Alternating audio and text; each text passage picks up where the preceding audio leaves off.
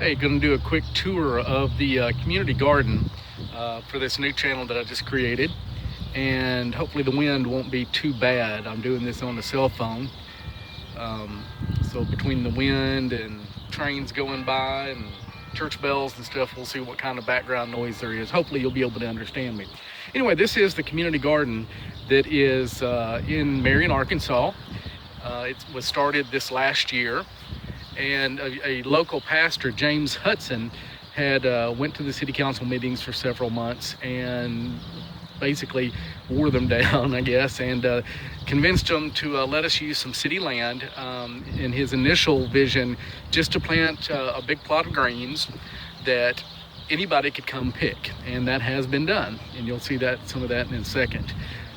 But we're also expanding it out even more than that, maybe trying to grow stuff year-round that will grow here, use it as an educational space, get people interested in gardening, school kids. I've already got a 5th grade class from a school about 2 blocks away that is not only starting to come out when the weather's good about once a week, but I actually go into their classroom an additional 1 day a week to give them a little bit of gardening type instruction along permaculture lines.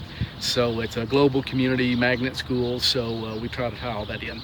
Anyway, the garden is right behind the police station.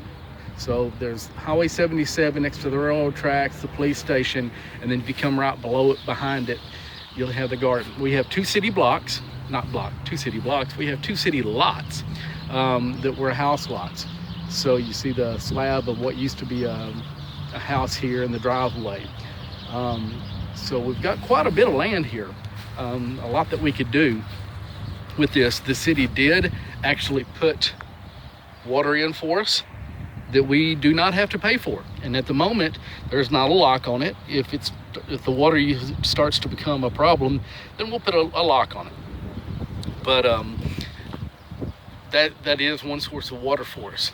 I have been getting lately leaves, lots and lots of loads of leaves that I have been spreading all over. And if you saw the other video, you saw that in some places my foot disappears into it. A lot of the leaves I am spreading around as a deep mulch, as part of the way to try to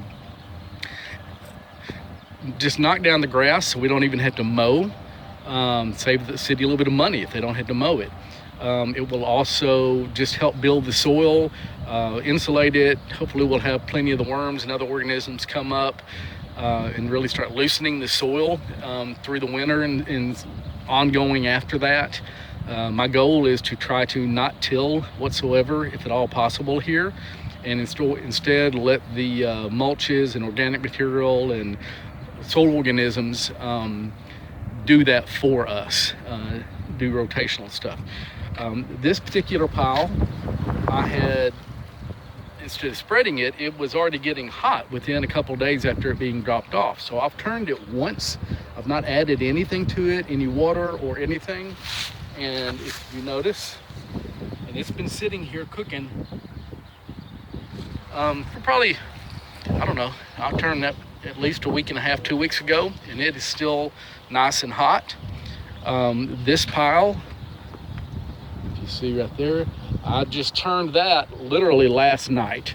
So I left a little bit after dark and had that one turned, so we'll see if it heats up. I've got my shovel and a bucket with me today. I'm going to be digging out some soil. I'm taking kind of an online soil class, and so I've got a homework assignment I need to do for that, and it's through edX. It's a university in the Netherlands. It's a free course. You can take it for free, but if you give them $50 and you get a certificate at the end that kind of verifies, and there's a few more tests and stuff you take to get that certificate and stuff. So I'm going through that. This little structure, kind of protecting the wind, kind of protecting, has got a few greens and stuff in there. This spinach, radishes, peas, carrots. There's some walking onions. We'll see if those come up in here. And this is part of what that 5th grade class is taking. It's supposed to be taking over and doing. Got some straw bales there breaking down. We'll either try to grow in those a little bit or just use them as mulch as well.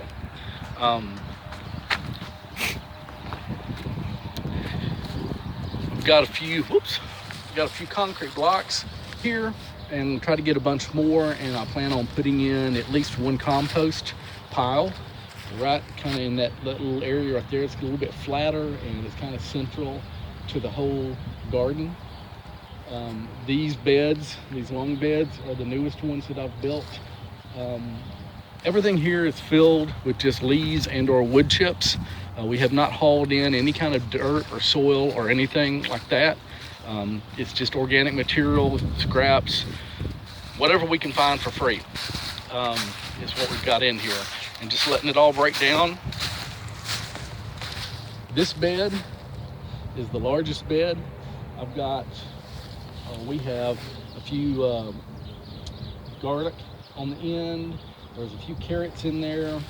We've got a kind of a cover crop with a mix of daikon radishes, winter rye, and stuff in there. And I may actually end up harvesting some of the daikons just because I like them. But that's kind of a cover crop there. Got a few carrots in there. There's some Swiss chard. There's some arugula. There's some more garlic. We had, I think, close to 3,000 or 5,000 square foot of greens, with kale back on the back, mustard greens in the middle, and turnips here. And I've already pulled out probably 6 or 7 rows of the turnips. The ones that were big enough, I actually took them home and eaten on those, and the rest, everything else, I'm just kind of left lying there and covering up with the leaves. I still got more to do there. There's some decent sized turnips in here. They may be getting almost too big, but there's some decent sized turnips in here. The greens, the mustard greens, they're starting to bolt, and I'm kind of hoping that eventually those will get chopped down and then covered. Hopefully we won't end up tilling them, but I'm going to try to let those go to seed and see how much seed I can save from those. That way we won't have to buy any next year, and just as part of the whole educational thing, be saving our own seed.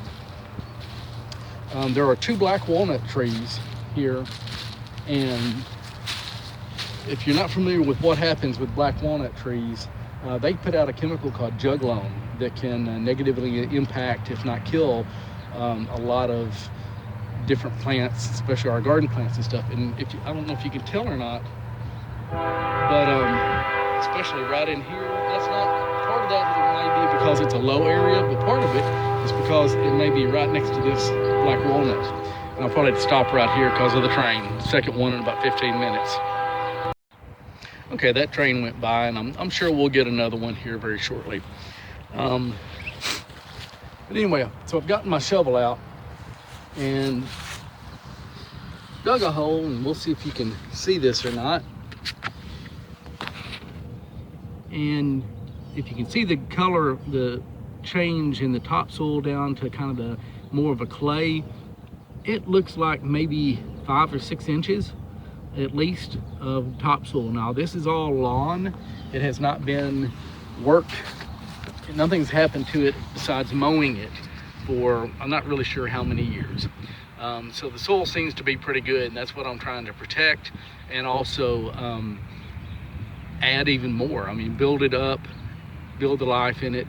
Right at the very top, there was a grub and a couple of worms and a beetle, so there's some life there. The lower layer is kind of a clay, and that's part of what this homework assignment I've got to do is I'm going to compare this against what's at my house. But there's this textural ways to estimate the percentage of clay, sand, and silt. I mean, you can look up in videos on how to do the jar test, where you dig this up, you mix it up, put some of it in a jar, a clear jar, fill it up with water, give it a really good shake, let it settle, and then you can check and kind of estimate how much of the three things, and that tells you what kind of soil you have: sandy loam, clay loam, something. But this is another way that you may be able to do that as far as by texture, and I'll do a separate video maybe on that. But anyway, so I've got that. I'm gonna go grab a couple of turnips, and I'm gonna head back to the house.